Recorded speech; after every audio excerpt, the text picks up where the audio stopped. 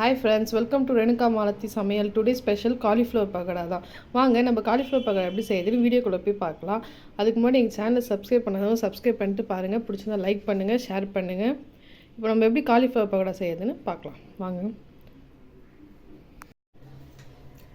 அம்மா காலிஃப்ளவர் பக்கோடா பாருங்கம்மா. அதை செய்யறதுக்கு க்ளீன் பண்ணி வச்சுக்கிறோமா, வெந்நீரில் போட்டு மஞ்சப்பொடி போட்டு நல்லா க்ளீனாக இருக்குது. இதுமாதிரி சுடு தண்ணியில் போட்டு க்ளீன் பண்ணி வச்சுக்கிறேன். கொத்து கொத்தாக இருக்குது பாருங்கம்மா. இப்போ பஜ்ஜி மாவு வாங்கி வந்துக்கிறோம்மா. வீட்டில் கடல மாவு இல்லை, அரைக்கணும். இப்போதைக்கு பஜ்ஜி மாவு போடுறோம். பாப்பா ஸ்கூலில் கொடுக்குறோம்மா ஸ்நாக்ஸு. நூடில்ஸும் காலிஃப்ளவர் பக்கோடாவும் கொடுக்குறோம்மா. அதே சரி வீடியோவில் காட்டலான்ட்டு தண்ணி விட்டு பிசைஞ்சிக்கலாமா. இதில் கொஞ்சம் காரம் பத்தாது காலிஃப்ளவருக்கு, நம்ம மிளகா பொடி போட்டுக்கலாம். கொஞ்சம் சும்மா கொஞ்சமாக உப்பு போட்டுக்கலாம். கொஞ்சம் லைட்டாக இருக்கும். கொஞ்சம் பெருங்காயத்தூளும் போட்டுக்கலாம்.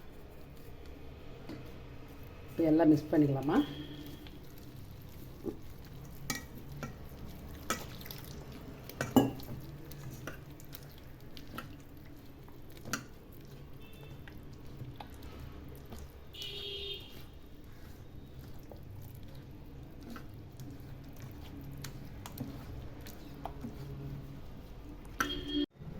வாங்கம்மா காலிஃப்ளவர் பக்கோடா போட்டுக்கலாம்.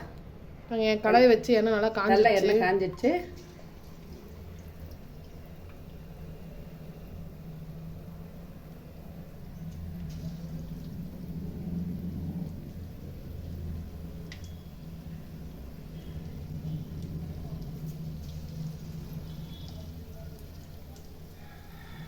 ரொம்ப காஞ்சிட்டாலும் மாவு வேகாது, தீஞ்சா போலாயிடும். மீடியமான எண்ணெயில் வச்சுக்கிறோம்மா.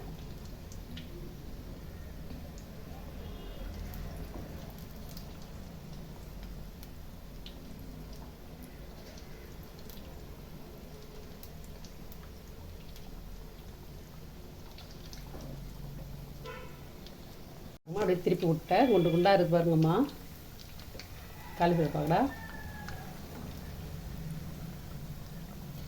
நல்லா கொஞ்சம் சேவக்கட்டும். ஹாய் ஃப்ரெண்ட்ஸ், பாருங்கள் செம்ம சூப்பராக வந்திருக்கு. நல்லா குண்டு குண்டாக ஒன்றோடு ஒன்று ஒட்டாமல் தனித்தனியாக வந்திருக்கு பாருங்கள். நல்லா வாசனையாகவும் இருக்குது. இதே மாதிரி நம்ம வீட்டில் பெருங்காயம் போட்டாலம்மா, அதெல்லாம் இன்னும் கொஞ்சம் வாசனையாக இருக்கும். பாருங்கள், நீங்களே பாருங்கள். அத்தை எண்ணெயிலேருந்து எடுக்கிறாங்க, எப்படி சூப்பராக இருக்குன்ட்டு. காலிஃப்ளவர் பக்கோடா நல்லா குண்டு குண்டாது பாருங்க. ஒரு போண்டா மாதிரியே இருக்குது பாருங்க. மைசூர் போண்டா, மைசூர் போண்டா மாதிரியே இருக்குது. காலிஃப்ளவர் பக்கோடா வந்துருக்கு. ஆனால் இது கடை மாவு, அதனால இப்படி குண்டு குண்டா இருக்குதா என்னன்னு தெரில. நல்ல வாசனை. கொஞ்சம் பெருங்காயெல்லாம் கலந்ததுனால ரொம்ப வாசனையாக இருக்குது. எப்படி இது பாருங்க.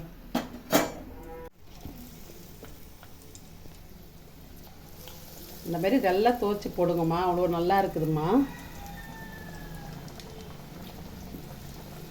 கொஞ்சம் கடையிலேருந்து மாவு வாங்கினா கூட நம்ம பெருங்காயம் கொஞ்சம் சேர்க்கணும், சொட்டு உப்பு சேர்க்கணும், மிளகா அப்படிலாம் கொஞ்சம் சேர்க்கணும்மா. எப்பவும் கடல மாவுலாம் அரைச்சி போவோம். இப்போ அரைக்கலை, இன்னும் அரைக்கணும். இப்போ எண்ணெயில் போட்டது என்ன வாசனை. ஹாய் ஃப்ரெண்ட்ஸ், பாருங்கள் சூப்பராக ரெடி ஆகிடுச்சு காலிஃப்ளவர் பக்கோடா. கூட மேகியும்.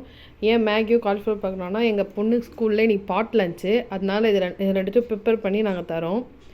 செம்மையாக வந்திருக்கு, சூப்பராக இருக்குது காலிஃப்ளவர் பக்கோடா. இந்த எப்படி குண்டு குண்டாகுது காலிஃப்ளவர் பக்கோடா. பஜ்ஜி மாவு மெரியுது.